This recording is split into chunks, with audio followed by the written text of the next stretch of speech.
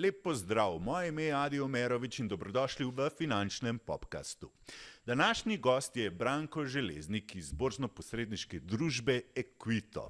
Finančni svetovalec z dolgoletnimi izkušnjami na področju finančnih trgov. Branko, dobrodošel. Živijo, hvala za povabilo.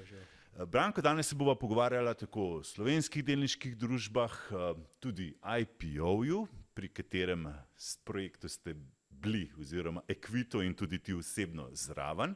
Tako da malo mi boš tudi več o tem povedal, tudi kakšna je to priložnost morda celo za podjetja, za vlagatelje. Govorila bo pa seveda tudi o aktualnih trendih na finančnih trgih. Kje bi začela? Mogoče najprej eno tako osebno predstavitev tvojo. Ti si delal tudi na Ljubljanski borzi, predtem pravzaprav imel si tudi pred mnogimi leti televizijsko oddajo tudi o investiranju, torej tudi v medijski človek, ne si samo finančnik. Moji začetki pravzaprav so tam, kjer bi morali biti za vsakega Slovenca, s certifikati se je meni zgodba začela. Takrat smo vsi, ki smo bili pod 18 let, dobili za $100,000 takratnih vrednosti certifikate in potem smo tako ali pa drugače uspešno tisto vpisovali v podjetje oziroma potem nastale PIDE in tako naprej. In to je bil moj prvi začetek spoznavanja, kaj pravzaprav sploh borza pomeni. Potem sem pa nadaljeval, nisem si kupoval nekih avtomobilov v svoji zmožnosti nakupa, ampak sem dajal v slovenske delnice. Potem pa sem to tudi zapeljal po študiju tudi v profesionalno vodo. Tako da sem že kar, bom rekel, dolga leta prisoten oziroma se ukvarjam s kapitalskim trgom, tako na eni strani z investiranjem, upravljanjem premoženja, analitiko in tako, in pa sklade upravljali. Danes pa se bolj posvečam pravzaprav svetovanju podjetjem, kako sami nagovarjati kapitalski trg, in pa temu mi Slovenci zelo radi rečemo alternativne vire financiranja. Vse, kar ni banka, je pri nas alternativni vir financiranja. Rad sogovorniki vprašamo o tej ljubezni do financ, kako se to porodi, ker mnogim ljudem je to tako, pa finance, to je neka zoprna, suhoparna stvar, zakaj bi sploh kogarkoli to zanimalo? Ne vem, zakaj pa ne? Zakaj pa ne? Ljubezen do financ, jaz nimam teh financ nič kaj dosti rajši kot pa kdo drug, vsi imamo radi finance, tudi če se jim postavljamo na stran, da smo nevešči pri financah, se pravi, vsi služimo neko plačo oziroma imamo nek prihodek finančni, da preživimo, da varčujemo, in to je potem samo razlika, kako smotrno upravljamo s tem. Zdaj mi, ki se radi pohvalimo, da stvari malo bolje poznamo od obče populacije, ki se s tem aktivno oziroma profesionalno ne ukvarja, potem vsakodnevno preždimo, bom rekel, tudi v teh vodah. Sicer bi se pa tega moral polotiti vsak posameznik tako ljubiteljsko, tako ali pa drugače. Ne samo, da slepo zaupa potem nekim nasvetom, nekim kravatarjem, ki te po domače rečeno potem pelejo žene čez vodo, če je potrebno, ampak da saj v globalu razumeš zgodbo in da se jo znaš lotiti oziroma da veš, zakaj gre, kaj ti govori na drugi strani. Ravno to je eden od strahov, ko vedno rečejo, da to je ta kapital, to je nekaj sovražnega. Morda tudi zaradi slabih izkušenj, bile so NKBM, balkanske zgodbe, delniške. Ljudje so se opekli v preteklosti, tudi deloma s temi certifikati. Ni bilo samo med in mleko in je morda tudi zaradi tega malo negativizma okoli kapitalskih trgov. Predstavljaj si, da imamo vsi lepe, bleščeče, močne avtomobile, pa nihče ni naredil izpita za vožnjo in ne poznamo pravil igre. Ne bi se kaj dosti radi vozili v teh svojih BMW-jih. Enako je tu. Ne moramo vršiti vse v en koš, oziroma recimo omenil si balkansko zgodbo. Ta balkanska zgodba, se pravi, blazen razcvet v zelo kratkem času, v enem letu, dveh dogajala se že prej, ampak potem smo Slovenci odprli sklade enega od upravljavcev, enega sem tudi sam upravljal, oziroma soupravljal. Vsi so drveli v te balkanske naložbe in bolj, ko si jim razlagal, da obstajajo še drugi razredi, naložbeni in pa druge, bom rekel, naložbene strategije, kot samo ena in edina balkanska, da je to samo malo zraven za posoditi po svojem portfelju, bolj so te čudno gledali, oziroma so šli ljudje drugam, a ne, in zdaj seveda vsi stremimo k temu, da bomo naredili nekaj dobrega za svojo stranko in smo bili poslušni, ne, stranka ima vedno prav, ne. Čeprav si jim razlagal, da ima še druge sklade, ne vem, v končni fazi trge, ki so bolj likvidni, ki so primernejši za večjo gmoto portfelja in tako naprej. In ko govoriš, smo se upekali, pa tam, pa drugje. Ja, pa začeli se je pa dejansko, tako kot si omenil, pri certifikatih, a ne.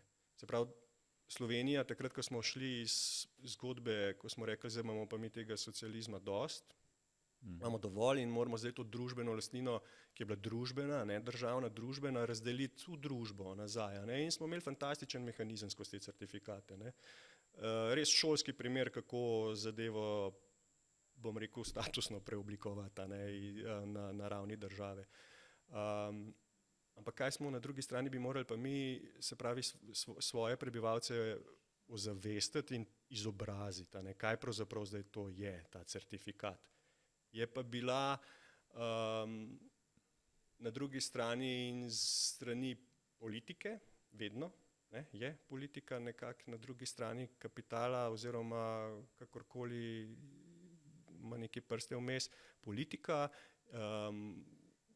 rekel, tisti znani ekonomisti, vsi so govorili, da so to neki, oziroma bolj kot ne, bila zakrožila neka mantra, da so to neki nič vredni papirji. Dejansko so bili, če jih nisi vpisal, če nisi šel vrsto stat, ne vem, pa vpisal v Krko, Petrole in druge današnje blue chipe, a ne, je bilo vredno nič, ne. In potem seveda so ljudje to ni niti nič vreden, neki smo dubali, tako smo se zgubali, spet nas bojo žejne pelali čez vodo, če ne uporabim drugega izraza, ne, in se niso tega pravilno naslavljali, redka peščica. Zakaj? Zato, ker je bil interes, bom rekel, tistih, ki so pa vedeli, zakaj gre, se pravi raznih direktorjev teh podjetij, a ne, vseh splošnih, ne, ki so se takrat privatizirala, politike in tako naprej, ne. Je bil pa drugje interes. Če bi mi javnost izobrazili, kaj pomeni delničarstvo, solastništvo, ne, bi bili vsi soupleteni v to zgodbo, vsi bi imeli kaj od tega, ne, in vsi bi imeli zgrajene neke začetne portfelje, ki bi jih potem lahko nadgrajevali, se šli tudi malo Balkana, ko je bila zgodba o tem, pa se gremo lahko danes in vidijo, pa malo Bitcoina, pa vsega tega in bi bili, a ne, nekako razpršili ta svoj portfelj, to svoje premoženje in ne bi imeli sistemskih failerjev en za drugim. In potem je kriv, ne vem, Branko, ki take sklade upravlja, oziroma nekdo drug, ne, ki mu zaupamo sredstva, nikoli pa nismo mi sami, ne. Dejansko v tistem primeru oziroma v tistem času je bil kriv sistem, ker nas ni pravilno nagovoril. Jaz se spomnim, ker sem jaz takrat hrepenel, da bi dobil še kakšno informacijo, kaj zdaj to pomeni, borza pa to, ne. Nekaj malo prispevkov je bilo po televiziji enkrat na teden, neki, ampak sicer pa nič, da bi javnosti res razložili, kako tiste certifikate in pa celo to zgodbo kapitalistično voditi naprej. In to bi bila ona lepa socialna zgodba, da so delavci soudeleženi, ne pa da se čaka, da bo delavec ali pozabil na ta certifikat, ker so imeli prednost vpisa v svojih podjetjih, kjer so bili zaposleni, a ne, in potem je prihajalo do tistih napol mafijskih zgodb, ko so direktorji grozili z odpuščanjem, če ne bojo prav zelo poceni tiste delnice njemu prodajali in tako naprej, ne. Tega sistemsko pa nismo zavarovali, ne na ravni zakonov, ne na ravni nekih, ne vem, komisij, ki bi to preverjali, kaj se pravzaprav s tem dogaja, ne. Tako da neki vrš ljudem pesek v oči pa čaka, da jo spregledali, to nikoli ne pije vode, ne. Kaj zdaj narediti po tolikih letih, ko vidimo, da so nas, ne vem, Hrvati, Madžari, Romuni, vsi prehiteli, mi pa še vedno s 30 milijardami stopamo na mestu. Ja, teh 30 milijard, ko omenjaš, ne, se pravi, da to na nekih avista računih, nevezanih računih leži na banki in trohni. Ne, trohni, zato ker jih inflacija in vsakodnevno pobira vrednost temu denarju, ne. In je sistemska napaka, ker je to ogromno denarja, ki ni angažiranega nazaj v gospodarstvo, ne. Se pravi, ni naloženo na kapitalske trge v taki ali pa drugačni obliki. Tudi če bi bile to vezane vloge na banke, bi saj banke vedele, v kakšnem obsegu in obliki razpolagajo potem za naprej zakreditirati gospodarstvo, prebivalstvo in tako naprej. Tako pa dela ta gmota denarja, ogromna gmota denarja, blazno škoda tudi bančnemu sistemu, ki se ne da nič planirati na to vsoto, ne. Da je teh 30 milijard ali kolikorkoli, ne, že leži na bankah, to je pravzaprav odraz stanja. Ne. To ni zdaj neki, tam nekaj je, nek potencial, ki ga lahko kdorkoli angažira, nagovori, nikomur ne uspe tega nagovoriti. Od upravljavcev skladov, ne vem, takih in drugačnih svetovalcev, borznih družb, nikogar. In kaj nam zdaj za storiti? Nič, sami sebi smo prepuščeni, ne? Se pravi, individualno moramo sami zase poskrbeti. Zakaj se je zgodila ta sistemska napaka? Kako smo se pravzaprav znašli v tej luknji? Ja, ta šnel kurs bi morali doživeti v pravi obliki, pa ga nismo. Ne? Se pravi, mi, ko smo prišli iz tistega starega sistema v nov kapitalističen sistem, smo si pač sprejeli to paradigmo, neko novo paradigmo, da bomo zdaj smotrno ravnali na vseh ravneh družbe s kapitalom. Se pravi, začne se pa pri osnovni celici ekonomije, to je na eni strani podjetje, na drugi strani pa družina oziroma mi posamezniki in naš budžet. In če mi nesmotrno ravnamo s tem, potem tudi ne pride do neke te naše majhne ekonomske zagnanosti, da bi da bi se ta snežna kepica zavalila v neko veliko kepo. Se pravi, če bi mi kot prebivalci razumeli, da moramo mi svoja lastna sredstva, ki jih trdno zaslužimo z nekimi plačami, igranje na borzi se ne začne pri, ne vem, 10, 15, 100 tisoč evrih.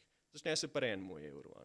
Lahko se odpre neke trajnike, kjer se ta denar za par 10 evrov, ki se nobenemu nikjer ne pozna, razen jasno seveda tisti res družbeno zelo ogroženim segmentom, ki naj pa verjetno tudi nimajo namena gledati, ker se jim pa res obrača, ko slišijo besedo kapital.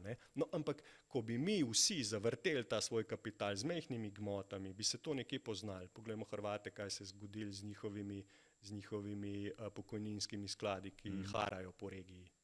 Kupujejo Sloveniji nepremičnine oziroma zdaj imamo spet nek primer, ko smo vsi skočili na noge, koliko hektarov zemlje smo spet rodovitne, bojo Hrvatje pohopsali. Zakaj je nismo sami? Zakaj nismo mi po Hrvaškem?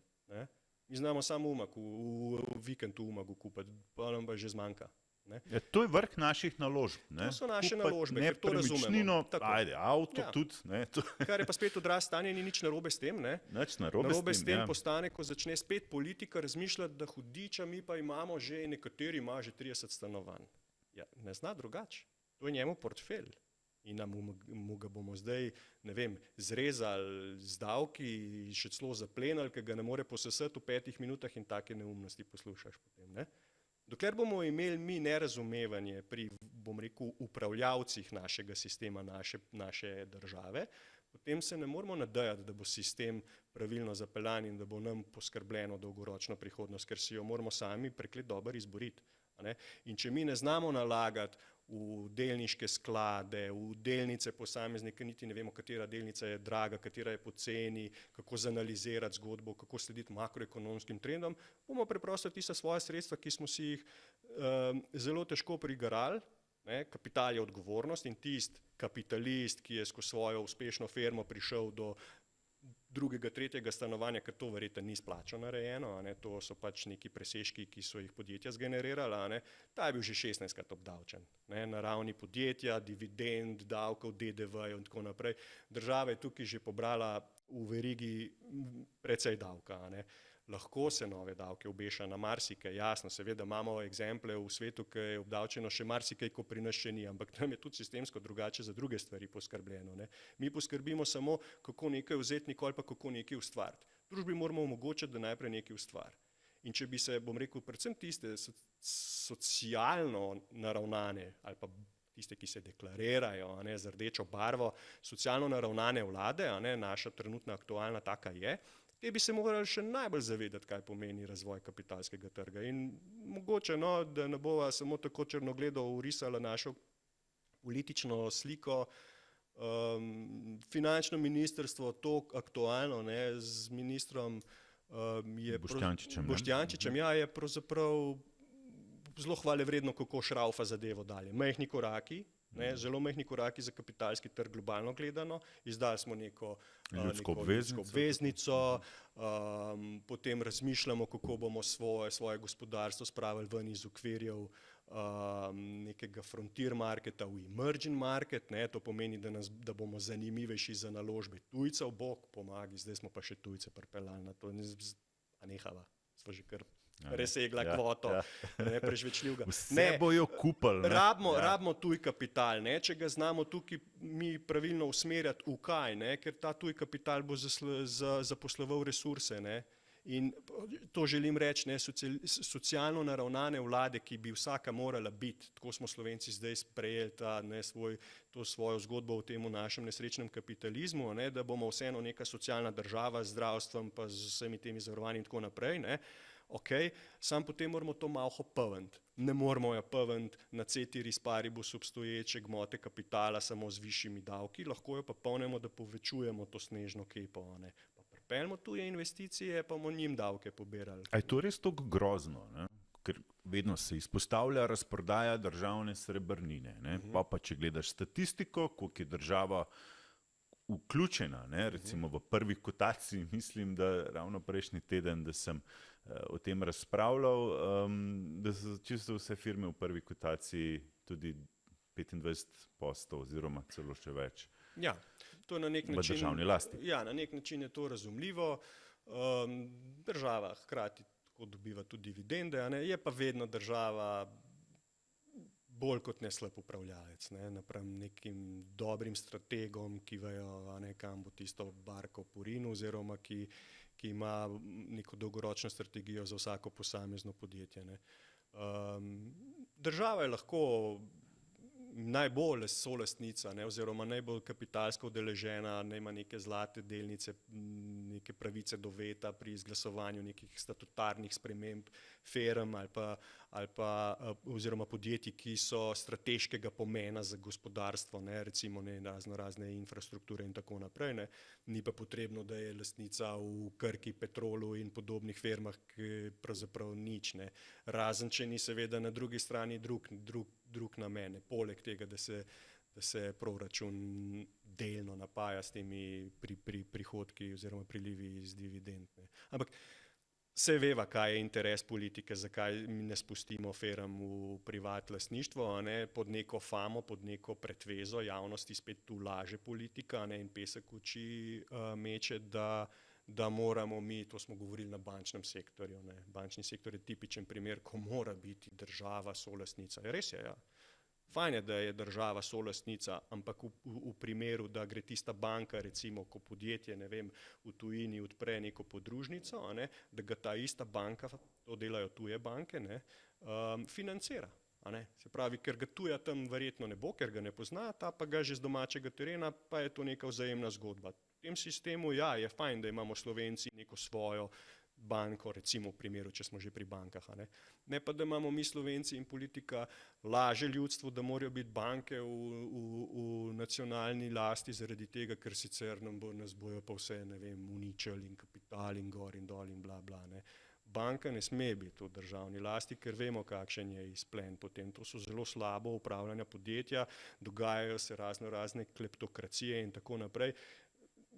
Aktualen direktor oziroma predsednik uprave Nove Ljubljanske banke javno večkrat poudari, da odkar ni več država vpletena v NLB, da je to postala prava banka, ne, in da ni več tistih notranjih dubios in, da ne rečem, krajin tega. Ne. Ko prijatelj prijatelju dobri neke kredite, ki so zavarovani z ničemer, ne, in tako naprej, in potem odpis na odpis in dokapitalizacija. Jasno, seveda, potem mora biti pa banka v državni lasti, kdo jo bo pa dokapitaliziral? Nihče, ne, razen ljudstvo, ki pa ali pa drugače ne ve, zakaj gre. Tega ne smemo početi, tega ne smemo dopustiti. Mi moramo izvoliti in pa nastaviti na oblast ljudi, ki bojo smotrno upravljali s to našo srebrnino, ki se že potem sploh ne svet več. Ne? Ja. Ja. Kaj je za posameznika, zakaj, mislim, vsi mi smo kapitalski trg, ne, to so razpravljala. Zakaj bi posameznik se moral vključiti v kapitalski trg, oziroma če je že del kapitalskega trga, kako naj profitira od tega? Večkrat poudarjam, ja, takole, ko predavam recimo kakšni množici, a ne, da potem ima kdo kakšno delnico, nihče nima nobenih delnic, ne, znamo loto srečko vplačati, to jo znamo vsi, da bi pa smotrno namenili neka sredstva, da se bojo plemenitila, da bo denar naredil denar, tam smo pa goli in bosi. In potem, če pa že pa tako razmišljamo, in to tudi na ravni podjetij, vsako neko podjetje, ki je malo večje, ki je preraslo tiste okvirje slovenskega gospodarstva, ki je izvoznik, že razmišlja, če pa bom šlo na borzo, bom šlo pa ven, se pravi, ne vem, London, New York, ne vem kaj. Doma imamo fantastičen sistem in za vlagatelje borzo, fantastične družbe kotirajo na borzi in imajo visoko dividendno donosnost. Zaradi tega, ker so poceni, ker ni tujega kapitala prisotnega in so tiste delnice napram drugim poceni. In se to odraža na letnem izplačilu dividend. Tako da na obeh koncih štrika imamo problema. Se pravi, domači teren je za nas kar tako malo brez veze. Slovenska borza, tam se itak nič ne dogaja, pa gor pa dol. Čist dovolj se dogaja in čist veliko mesa imamo tam za zglodati, kot neki investitorji, da začnemo sploh spoznavati, kaj je kapitalski trg, kako nalagati v delnico, je sigurno najbolj dobrodošlo začeti doma, ker razumeš jezik, ki se ne nazadnje lahko ali pogovoriš s kakšnim strokovnjakom, ki upravlja sklade, se dobiš na kavici, lahko greš na kakšno konferenco, ki jo organizira ta kapitalski svet, od borze naprej, pocukaš za rokav, ne nazadnje predstavnika tega podjetja, kaj, ne da greš po notranje informacije, ampak kaj konkretno vprašaš, če te zanima in tako naprej, in potem greš pa ti lahko na Nasdaq, pa vzuni račune odpirati, pa kupovati neke ne vem kere, vse delnice po svetu. Ne smemo prehitevati. S tem bomo naredili veliko za domači kapitalski trg, ker bomo svoja sredstva angažirali doma in ne v Apple, Facebook, Google in podobne zgodbe. S tem ni sicer nič narobe, ampak vseeno zasledujemo tisto neko nacionalno zavest, nacionalen interes. Država se nenehno zadolžuje z izdajami nekih obveznic, tam nam leži 30 milijard, s tistimi 30 milijardami bi lahko mi naredili marsikaj, potem imamo te manjše korake, ki so zelo dobrodošli, kot sva prej rekla, recimo izdaja te obveznice. Eno majčkeno statistično napako sredstvo se je le angažiralo, ampak se je pa spremenil mindset. Recimo mi smo pa Rekvitu že opazili, na obeh straneh tega štrika je prišlo do premika, ko je prišlo do izdaje te ljudske obveznice, prvič so se začeli varčevalci spraševati, hudiča, tukaj pa obstajajo neki inštrumenti, ki lahko zaslužiš več kot nič, pa minus inflacija, ali obstaja še kaj drugega, ki zaslužiš pa morda malo več, pa je neko višje tveganje jasno zadnji, ki ni država, ne vem, recimo kakšne corporate bondi oziroma se pravi obveznice, ki jih izdajajo podjetja ali pa ne nazadnje delnice, ki so še bolj tvegane, ki jih izdajajo podjetja in greš tako na kapitalski trg. In pa podjetja so nas začela spraševati, če lahko država izda neko obveznico, lahko tudi oni in kjer je ta mehanizem, da ni samo bančni vir. In to so ta pravi koraki, ki jih mora politika zganjati. Ne samo obešati neka nove davke, pa bremeniti gospodarstvo, ki že tako komaj diha. En gospodarstvenik, ki ima manjše podjetje, Slovenija je večinoma mala, srednje velika podjetja, on vsak dan težko diha. On ima vsak dan krizo. Se pogovarjaš s podjetniki, kako ste pa šli čez uno krizo, pa covid krizo, pa finančno krizo. Rekel, pa kakšne krize? Jaz sem skozi v krizi. To so skozi krize. Kapital je odgovornost in to se morajo, vse to razumejo. Jaz verjamem, da je še najbolj ortodoksen levičar, ki sedi v nekem kabinetu, razume, da je kapital odgovornost. Zato se ga tudi sam ne gre, ker je prevelika odgovornost, da bi jo sprejel in težko spiš. In ko ti ustvarjaš na osnovi tega kapitala neke donose, si se preklet na matro, da si do tega prišel. In vse, kar se pričakuje od politike je, da bo ta bazen napolnila z vodo, ki ne bo imela minus 15 stopinj ali pa plus 60, da se bomo vsi skuhali. Naj bo to nek bazen, v katerem bomo mi normalno lahko na dolgi rok plavali, pa se šli to svojo zgodbo o zasledovanju ideje o Švici ali o čem že.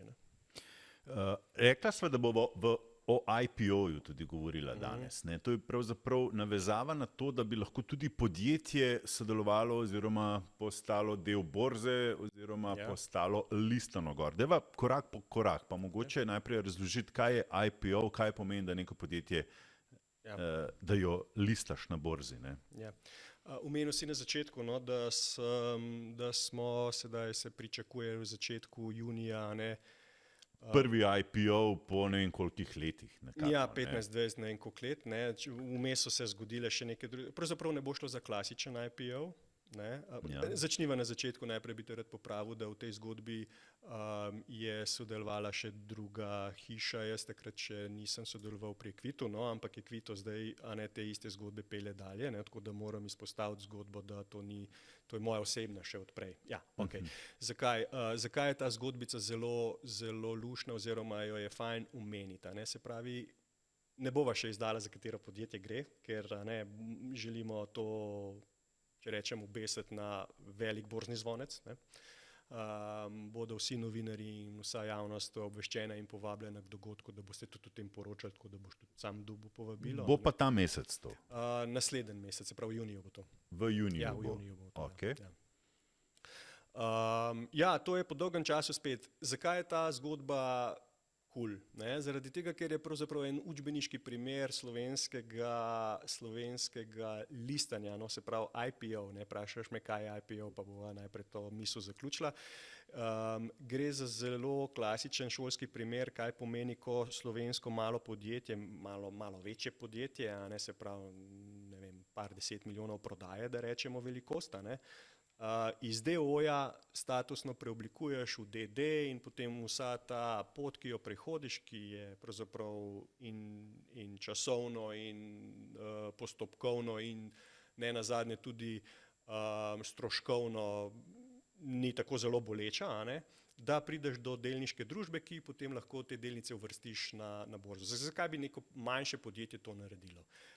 Prvič, recimo, zakaj so te to naredili? Ne? Imajo neko solastništvo oziroma zaposleni, družbeniki in tako naprej, ne? V podjetju so udeleženi, ne? In bi radi, da postanejo njihovi deleži tržni. Čeprav pri DOO-ju lahko preko notarskih zapisov in tako naprej, kupoprodajnih pogodb to premetavaš, če pa želiš narediti zgodbo transparentnejšo in pa odprto tudi za širšo javnost, pa zlistaš zgodbo na borzo. Kaj je klasičen IPO? To je podjetje, ki se odloči, da bo zasledovalo nove finančne vire, kjer raste, kjer rabi za nove investicije, za ne vem kaj, ne? In gre po svež kapital na borzo. Se pravi, to podjetje ni izpeljalo klasičnega IPO-va, ampak se je samo uvrstilo na borzo. In to je pravzaprav prvi smotrnejši korak, da se ti sploh navadiš bivati kot javna družba, ne? Ker je vse nekaj razlik, biti zaprta družinska DO družba ali pa potem funkcionirati kot javna družba, pa obveščati javnost o vseh korporativnih dejanjih, s katerimi potem naslavljaš kapitalski trg in tako naprej. Da se ti tega okolja malo privadiš, potem pa, kot te tudi investitorji in analitiki nekaj časa spremljajo, pa potem lažje pridete, ko izdaš nove delnice za zbiranje novega kapitala ali pa obveznico, komercialni zapis. Mislim, tukaj je cela plejada možnosti, kako se lahko financiraš, poleg bančnih virov. Ne? In zakaj bi bilo to pravzaprav smotrno za podjetja, ki rastejo, ki so predvsem jasno seveda izvozniki, da imajo nek velik globalni trg, ki so prerasli tudi okvirje financiranja samo preko bank, ne? Se pravi, bankir tudi, mi smo 99,99% gospodarstva, ki se financira z bančnimi viri, ne? Zelo bančni. To velja za celotno centralno Evropo, ne? Potem imaš pa malo Anglije, pa potem Ameriko, ki ima pa drug sistem, ki se pa sekundarno financira preko bančnih virov, ne? Ampak se primarno z naslavljanjem kapitala, ne? Se pravi, od start-upa naprej zbiraš kapital z delnicami in tako naprej. Ne? Mi tega ne počnemo. Ne? Takoj, ko nam uspe narediti malo večje podjetje, smo legit, da dobimo od banke kredit in tisti potem črpamo na take in drugačne načine.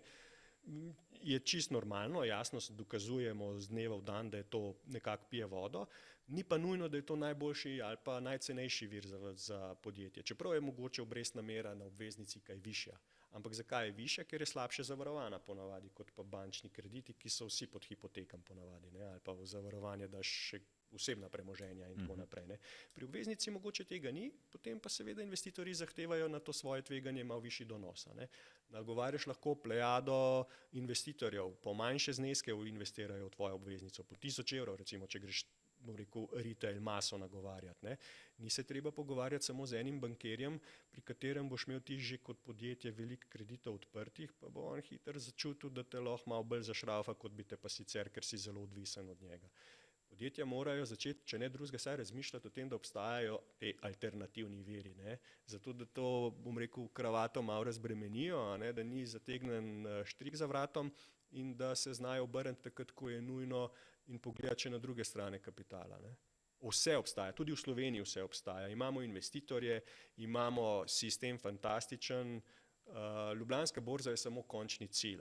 Vse, kar se zgodi na kapitalskem trgu, se prej zgodi. Veliki izdaji obveznic mi recimo naredimo tudi kot Equito, ki se ne pojavijo potem na borzi, ne, ker so premajhne izdaje.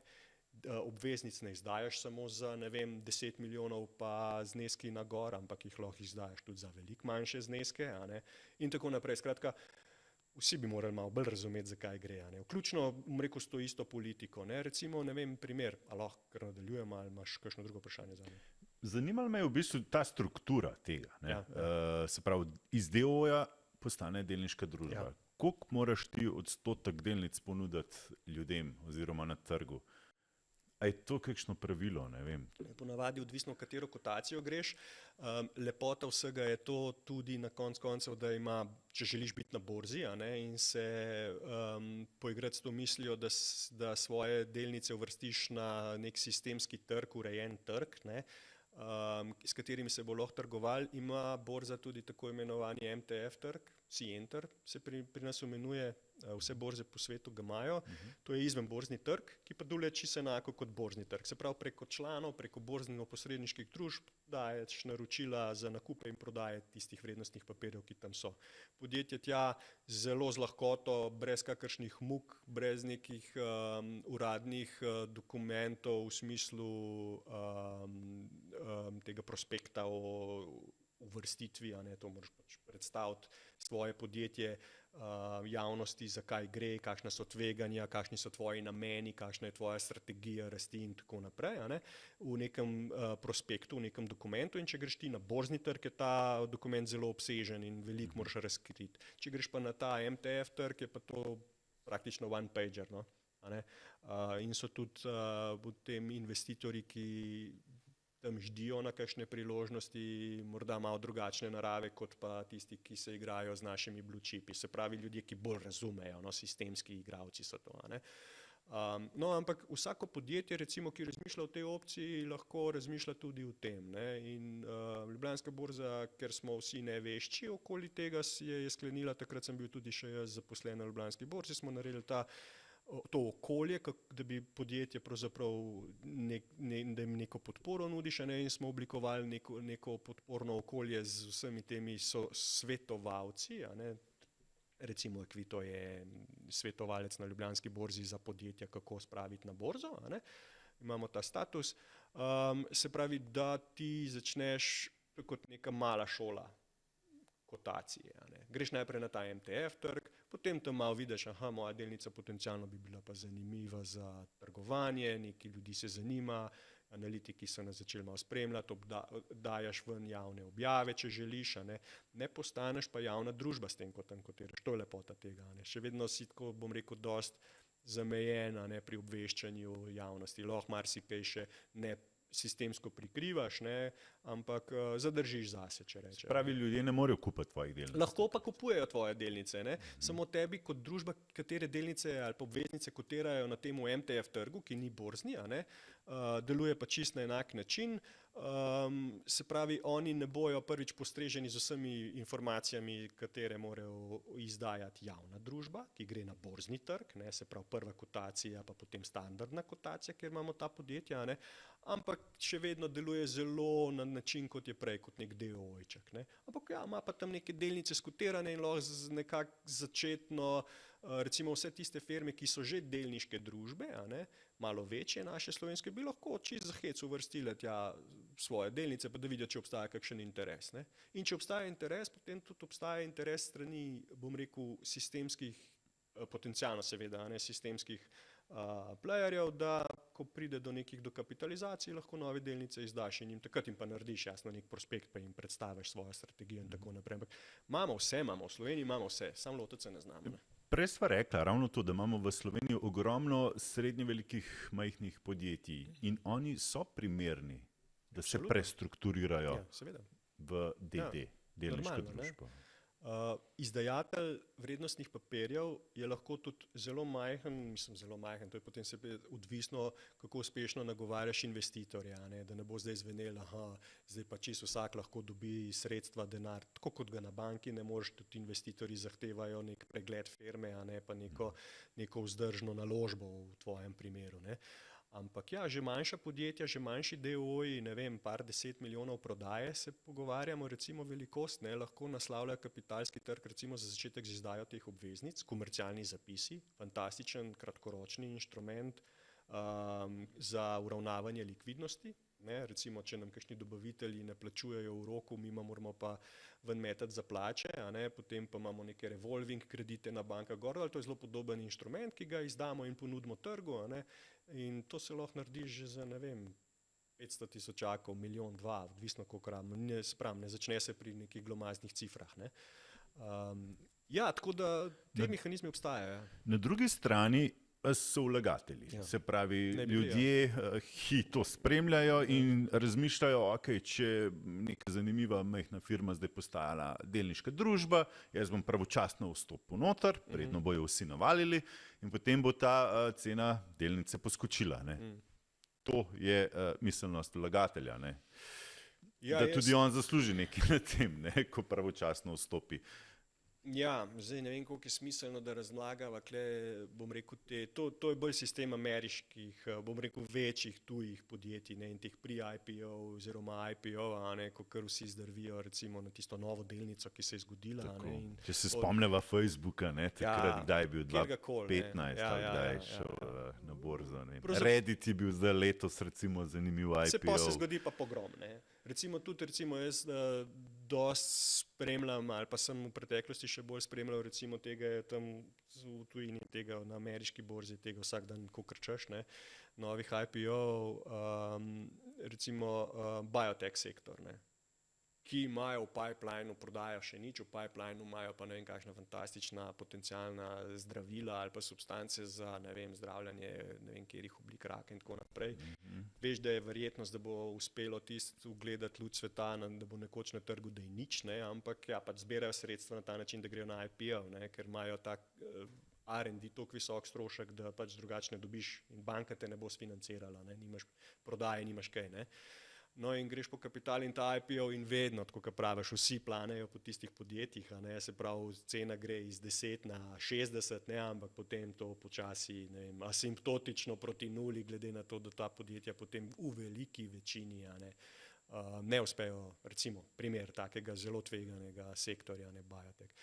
Drugače pa, jasno, seveda v tujini se to dnevno spremlja, napoveduje te IPO-ve, ker so to pač zgodbe o uspehu. Podjetje, ki gre na borzo, a ne, je zgodba o uspehu. Tudi to podjetje, ki ga bomo mi uvrstili drug mesec na borzo, je neke vrste zgodba o uspehu.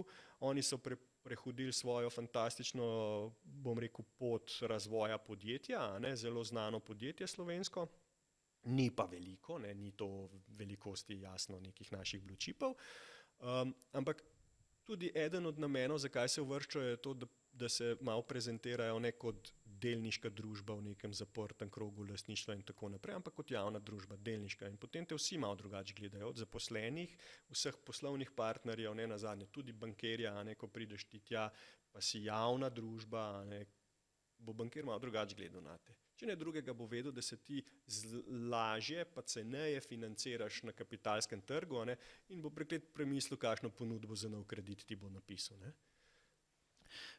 Bil je Equinox recimo, tudi eden od IPO-jev, da izpostaviva tudi to zanimivo dobro zgodbo, ne. Potem NLB, ki ni bil čisto klasični IPO, 2018 je v bistvu... Ta je bil še najbolj IPO-jevski, ne. IPO pomeni, da ti prvič zbiraš kapital pri javnosti. Prej si bil v nekem zaprtem lastništvu, a ne, nek podjetnik je štartal zgodbo, je pripeljal do X velikosti podjetja, ki je priraslo tisto neko, če rečem, del obliko, a ne, delniška družba se zdaj pojavi na borzi, da zbira nov kapital. To pomeni po domače povedano, da se je ta podjetnik, in to imajo pri nas pa podjetniki velik problem s tem razumevanjem, a ne, se je odpovedal logiki, da bo on 100% lastnik enega slona, ne, kot podjetja, pa bo oziroma neke miške, ampak bo raje 10% lastnik enega slona. Ne, se pravi, on ima raje tisto majhno neko svoje podjetje, ne, vse pravzaprav, kaj pa več ne rab, ne, vse že ima, po te vikende je že vse pokupil, pa vlaga v ne vem koliko 15 stanovanje, ne rab on več rasti. Ne. Ukolikor ni podjetnik, bom rekel, ne me narobe razumeti, omejen, čisto ok je, če si ti omejen pri tem in zasleduješ tudi malo svojega privatnega življenja, ne da vse posvečaš samo rasti svojega podjetja, ampak imaš od življenja še kaj drugega, ne, in si se tukaj omejil in rečeš, ne rabim, ne potrebujem, hvala za rože, ne, jaz imam dovolj, jaz se ne grem nekih glomaznih rasti pa borze pa tega, ampak ne more biti pa kar to sistema, ne, da se mi tega ne gremo. Marsikero podjetje pa ima te potrebe, pa bi rado raslo, pa potem ima v predalu neke projekte, ki so preveliki za sfinancirati v teh krogih, ki jih pozna, v teh obsegih na bankah, ne ve pa, da bi lahko to zbiral, oziroma mogoče še ve, ne ve pa na kakšen način bi to zbiral kapital, a ne, koga naslavljati, kje so oni primerni investitorji, ne. To ni kar na masa, da bomo šli mi zdaj do vseh ljudi, pa vsak bo dal 1000 evrov. Ne, to greš do parih sistemskih igralcev, ki razumejo zgodbo, ki te bojo naprej peljali in tako naprej in to pač narediš skozi nek tak zaprt krog IPO-ja. Hočem reči, IPO, ne, omenjaš Equinox. Equinox je fantastična zgodba za ljudi, ki bi radi bili izpostavljeni, pa nimajo, ne vem, 200,000 plus za svoje stanovanje. Ne, na nepremičninskem trgu. Na nepremičninski trg izpostavljen. Ne. Ja, in greš in lahko investiraš 50 evrov, ne, v tisto delnico, ne, ali pa kaj več. Ne. To so te, bom rekel, to so te nepremičninski skladi, ki v tujini tudi obstajajo v vseh možnih oblikah. Ne. Pri nas je pa recimo Matejev tale Equinox zelo cool naložba v tem smislu. Koga bi to zanimalo recimo, ne. Ja. On je naredil tudi neklasičen IPO, ki tudi ni šel po kapital svež, ne, ampak je pravzaprav s tem ponujal možnost javnosti, da participira, a ne skozi odprodajo delnic, ki je bila v družbi v lasti firme. Ne. In pač on daje na borzo in pokupi pa lahko oziroma ne, se pa v lastništvo potem vključujejo posamezniki z manjšimi zneski. Ne. So lahko kakšna tudi dodatna tveganja? Ne vem, lahko pride kakšen zlobni sklad, ki pa potem šorta te tvoje delnice in potem povzroča recimo, da... Pri nas v Sloveniji ne. Pri nas šortanje ni omogočeno. Zdaj, ne vem, verjetno javnost malo ve, kaj je šortanje, mogoče pa tudi ne. Šortanje pomeni, da ti ocenjuješ, da je recimo, če greva na primer ene delnice, ne, ki je danes vredna 100 in si ti naredil neko svojo analizo, razumeš zgodbo in ocenjuješ, da je to podjetje drago. Da ne more v prihodnje tako dobro poslovati, da bo draž, a ne cene 100 vzdržno. Da bo cena padla. In tako in pričakuješ, da bo v prihodnje cena padla, ne, v nekem kratkem roku. Na dolgi rok borze rastejo. To se moramo v povprečju rastejo. Ne. Ampak na kratki krog pričakuješ, ali pa ne vem, se bo zgodila neka geopolitična ujma, ne, in bo na borzah preplah in bo cepnali. In takrat ti šortaš pomeni, da nimaš te delnice v lasti, si jo izposodiš, jo ta isti dan prodaš, ne, po 100 in čakaš, da bo padla na, ne vem, 80 in jo potem kupaš nazaj na 80, ker jo moš enkrat vrniti. Zdaj bog ne daj, da gre ta delnica na 400, ker jo boš mogel kupiti po 400 in si naredil blazno veliko zgodbo. Ne. Lahko pa narediš neki profita na tem, da si jo kupil po 80, teh 20 enot, ne, pokasiraš pol pred davki seveda svoj žep. Ja. Ker uvodoma, ne? Tega pri nas ni omogočen, mi šortanja na Ljubljanski. Tega tveganja ni. Torej, ne. No, če se naveževa pa na tujino, kjer lahko v bistvu kot vlagatelj tudi to počnemo v tujini. Ne? Vsi pa smo, kar so uvodoma rekla, ne, del kapitalskega trga. Ne? Ja. In pojavljajo se posamezniki, ravno zdaj ta teden, ne vem, če si gledal tisti film Dumb Money, ne, o Roaring Kittyju, ne, kako je pravzaprav nek influencer z interneta začel ravno kontrazgodbo, recimo, kjer so znani skladi, veliki ameriški skladi, šortali določene delnice, ne, govoriva, takrat je bila pač delnica GameStopa to, in on je pravzaprav ravno obratno, ne, kot nek ultra Robin Hood, ne, to je pa res govoriva o tistem morda novodobnem levičarstvu, ne, na kapitalskih trgih, ne, ko pa lahko nekdo pravzaprav začne premikati ideje teh kravatarjev, ne, ki so tako Ja. zlobni, ne, ki uničujejo. Ja. Ampak ne, zdaj se ta teden Roaring Kitty spet pojavil. Spet smo videli, ne vem, delnice GameStopa, kako po 150% v 2 dneh zrastejo. Ne. Skratka, nenormalne. PE GameStopa je, mislim, 1200, PE Nvidia je 34 trenutno. Ne. Ja. Vidi se, da je anomalija na trgu, totalna. Ne? Ampak z namenom je ta anomalija ravno to. Tvoje mnenje mogoče o tem? Ne vem, če bi sploh kontaminiral tvojo oddajo, ki ima drug namen, ne, izobraževanja in pa osveščanja javnosti, ne, o nekih takih anomalijah, kot jih imenuješ. To je brez veze. Skratka, tukaj ni vezano na nič. Ne. Se pravi, tukaj gre za neke blazne špekulacije in potem neka delnica in pa preostale celo sledijo. Ne. To so delnice, ki so zelo slabe pri svojem poslovanju. In meme delnice. Ja, in se ne pričakuje, da bi rast delnice, ne, tega podjetja odražala njihovo organsko rast. Ne. Recimo, ne, tipičen primer je bil, prej je bil tudi hype na tem, je recimo tale, kaj že, no, Beyond Meat, ne, ki proizvaja to fake meso, ne, soja made meso. Jasno, zdaj bomo pa kar naenkrat vsi zapopadali te njihove burgerje, jih očitno niso, ne, in je trg povedal, da je tudi delnica strmoglavila od tistih začetnih hypov, ne, pa nadol. No in zdaj ob tem, ko se je nek kartun pojavil, ne, tega mucka, ne, so tudi vse te delnice porasle. Zakaj? Zaradi tega, ker so to zelo šortane delnice. Se pravi, vsi sistemski playerji, ne, skladi in posamezniki ne pričakujejo, da bodo ta podjetja doživela nek poslovni preboj, ampak da bo njihova delnica skozi čas tunila in tudi simptotično protnuli. Ne. In so to zelo, bom rekel, kot so prej rekla, delnice izposojene in so šortane in čakajo te lastniki tega šorta, da bo to padalo in nekoč bojo pač vrnili, kupili, pokasirali razliko v padcu. Ne. Zdaj pa, če se pa masa pojavi, to, kar razlagaš, ne, da se preko socialnih omrežij zbere gruča ljudi in to delnico premakne na gor, se pa tem šorterjem hlače zatresajo, ker če ti narediš v enem dnevu 100% premik, predstavljaj si, ne, da si 10 tisoč evrov dal v šort, pa boš mogoče 2 jurja zaslužil, če bo padla iz 10 na 80, ne. Če gre pa na 20 tisoč, boš mogel pa po 20 tisoč, boš mogel pa 10 jurjev doplačati, da jo boš vrnil. Ne. In tukaj pol seveda te kupujejo delnice na trgu in naredijo ta spillover efekt oziroma to spiralo, ne, da se še več povprašuje po teh delnicah in še bolj rastejo in takrat naredi pa eskalacijo. Ampak midva nočva ljudem niti predstavljati, da te zgodbe obstajajo. Saj ste gledali v filmu, vse je bil že hollywoodski film, knjige, vse je bilo že. Ker se potem dogajajo, da nas finančnike, ki ne bi pa zgodbo poznali malo bolj, v drobovje, potem kličajo, kako bi jaz še čas, da jaz vstopam. Prej pa nič. Lepo je bilo povedano na eni konferenci, mi, ko se gremo Slovenci investicije in kapitalski trg, smo, kot da bi primerjal šport, pa hodimo po Tivoliju in se imamo za ful športnike, ko se tam sprehajamo, potem pa nič od športa, če to analogijo vlečeva, skozi kaj počnemo na kapitalskem trgu, potem imamo pa, ne vem, skok na veliki skakalnici v planici. Samo te dve opcije imamo, vmes pa nič.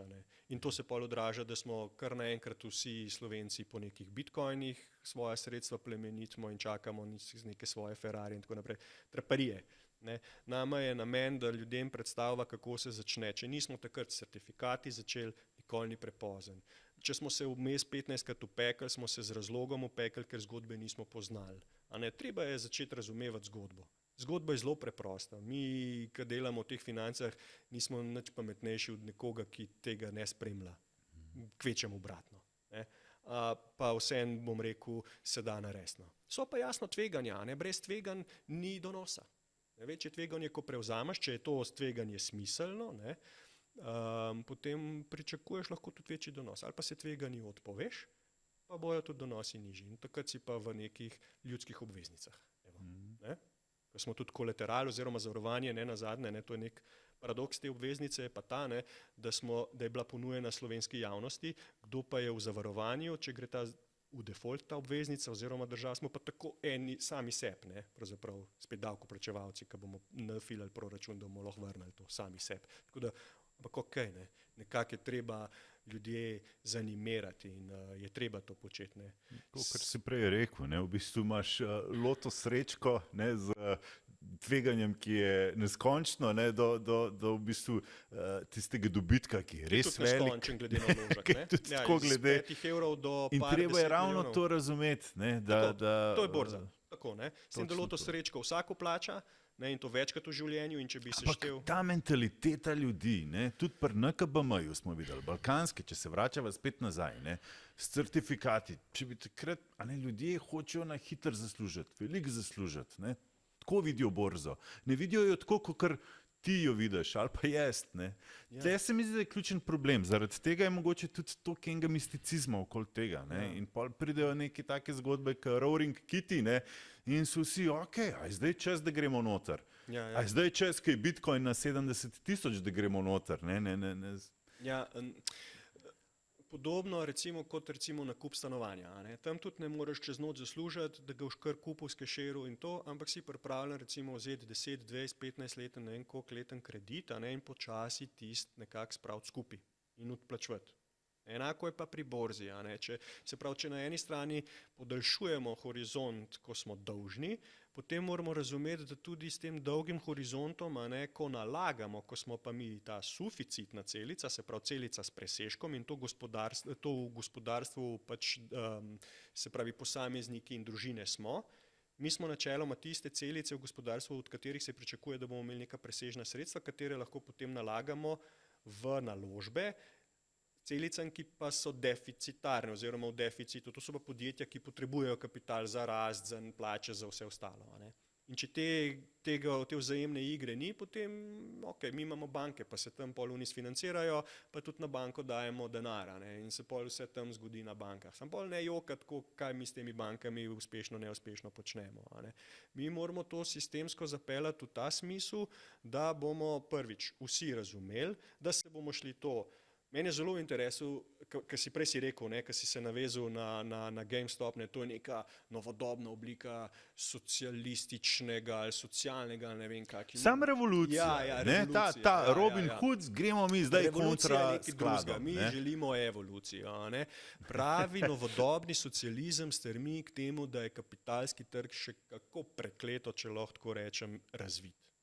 Se pravi, vsem unim najbolj levim strankam bi moralo biti najbolj v interesu. Dam samo en plastičen primer. Se pravi, mi imamo neke daljnosežne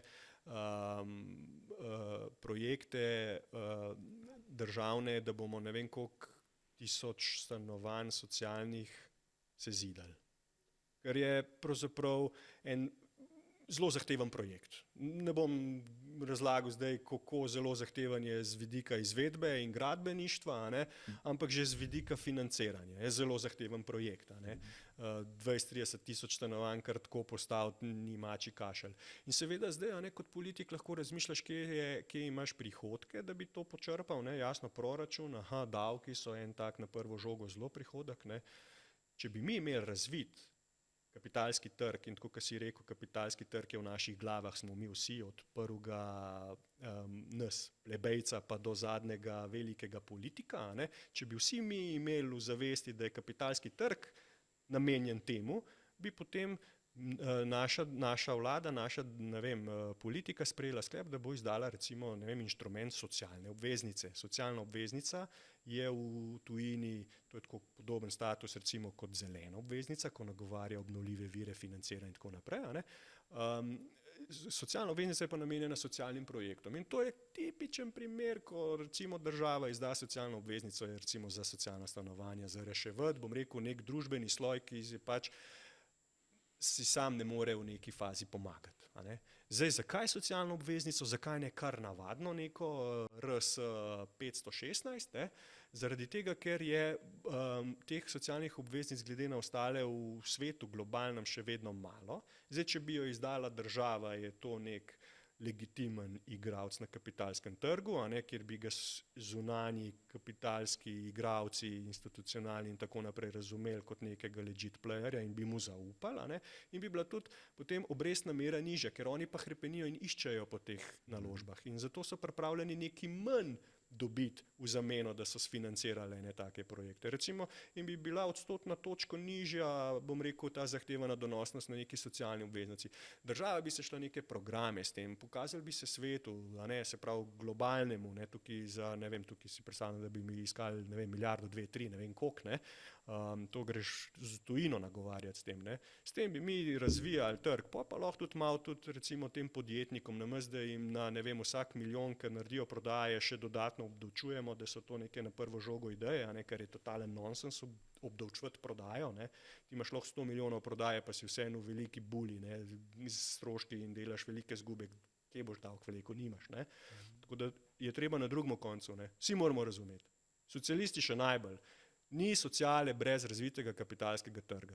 Se to je že Marx. Marx je imel svoji, to verjetno pa te fantje poznajo in dekleta, ne, tisto, mogoče so se celo pregrizali skozi tisto trilogijo Das Kapitala. Ne.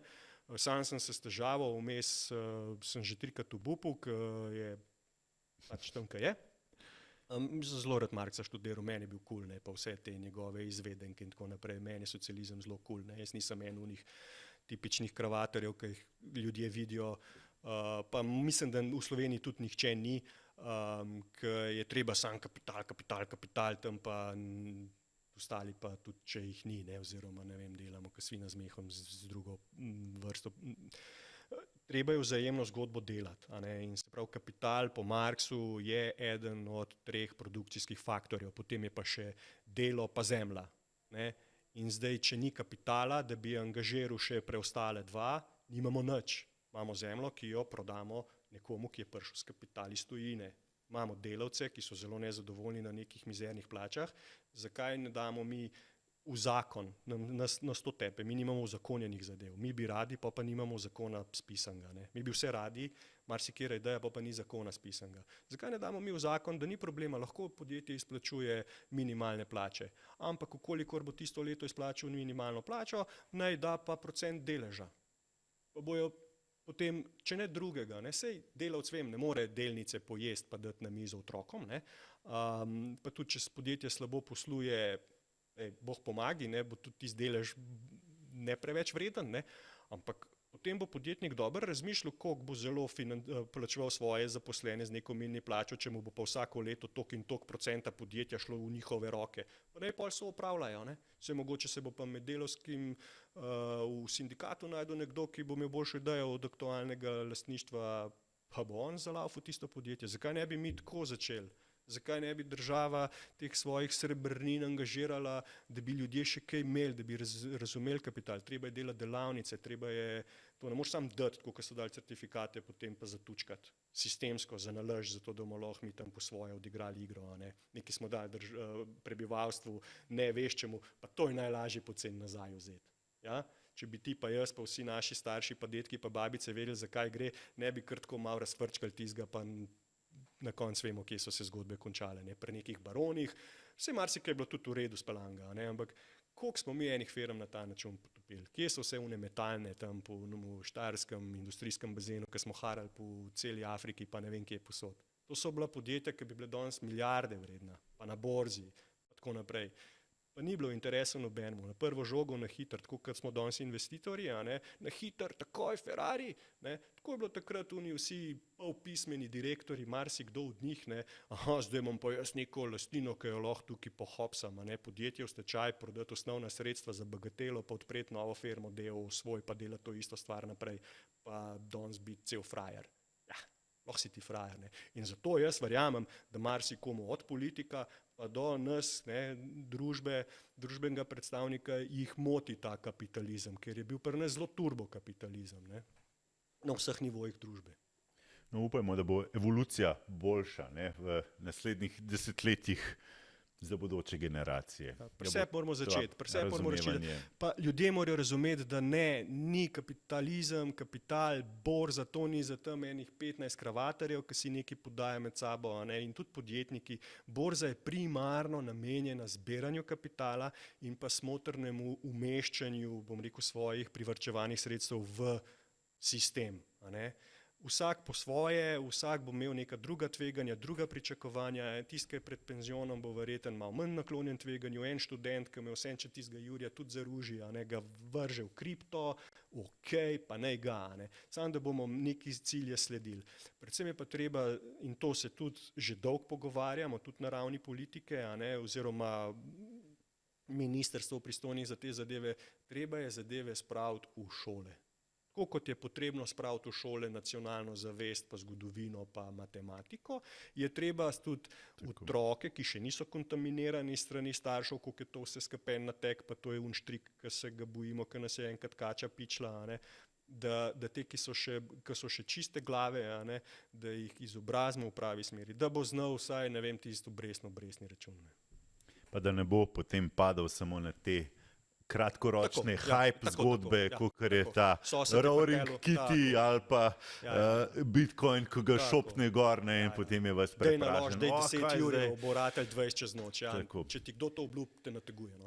Tako. Hitrega zaslužka praktično ni. Povprečni donosi na borzi so z vsemi krizami vključeni tako realno gledano se, 80%. Kdor ti obljublja na leto več v povprečju v 10 letih, ti laže. Te v nategnu, a lahko tako zaključiva.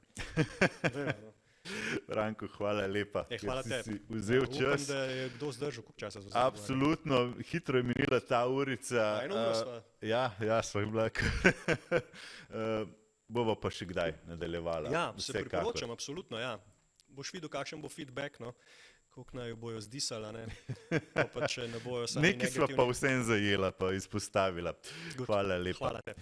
Spoštovani, hvala lepa tudi vam za pozornost. Spremljajte nas naprej vsak ponedeljek v sklopu informativne oddaje Svet na kanalu A, kjer pripravim aktualne finančne novice. Vsak torek objavim finančni komentar na spletni strani 24ur.com in z zanimivimi gosti se pogovarjam v finančnem podcastu vsak četrtek.